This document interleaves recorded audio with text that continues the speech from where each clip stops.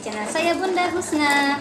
Baiklah, pada video kali ini aku ingin membahas tentang 3P kepada teman-teman ya. Nah, orang yang mempunyai God wajib banget menjaga 3P ya. Apa aja kah itu? Satu, menjaga pola makan. Kedua, menjaga pola hidup. Yang ketiga, menjaga pola pikir. Untuk makan, sebaiknya bagi orang yang mempunyai God itu harus pintar-pintar mencari makanan yang cocok di lambung, karena sifatnya cocok-cocokan. Tiap orang itu berbeda-beda. Makanan yang cocok di si A itu cocok untuk si B. Nah, supaya kita tahu makanan cocok atau tidaknya, kita harus mencicipi masakan atau makanan dengan porsi sedikit. Misal, ketika kita sudah makan gak ada sensasi, berarti makanan itu cocok. Sebaliknya, kalau ada sensasi, berarti makanan itu tidak cocok di lambung kita ya. Bagi orang-orang yang masih banyak sensasi, diharapkan kita pantang dulu ya. Silakan makan makanan yang serba dikukus, kayak tempe, tahu, dibakar juga boleh. Kita harus menghindari makanan yang berminyak ya. Karena makanan yang berminyak itu tidak baik banget buat lambung ya. Dan akan mengakibatkan gas naik. Dan itu kita harus menghindari makanan yang dari bahan tepung seperti kue, roti, dan sebagainya ya teman-teman. Kita harus mencari makanan yang dari gluten free. Nah, gluten free itu apa aja sih? Nah, gluten free itu yaitu terbuat dari tepung beras, tepung tapioka, dan tepung mokap. Tepung mokap itu terbuat dari singkong. Yang kedua yaitu pola hidup. Nah, pola hidup itu kan kehidupan kita sehari-hari ya.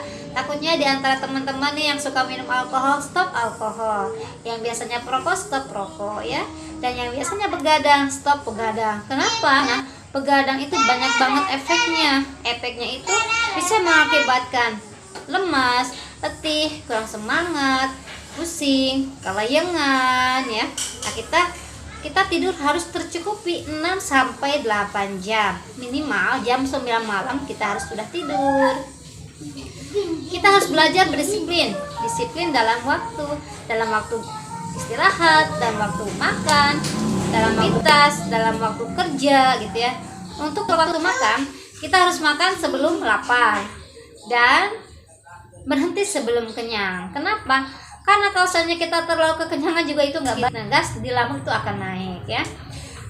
Kita makan dan makanlah dengan porsi sedikit tapi sering gitu ya teman-teman. Paresekan juga dengan buah-buahan dan sayuran. Sekarang kita yang ketiga ya. Nah, yang ketiga itu adalah menjaga pola pikir. Untuk pola pikir, kan pikiran itu kan ada yang negatif, ada yang positif ya.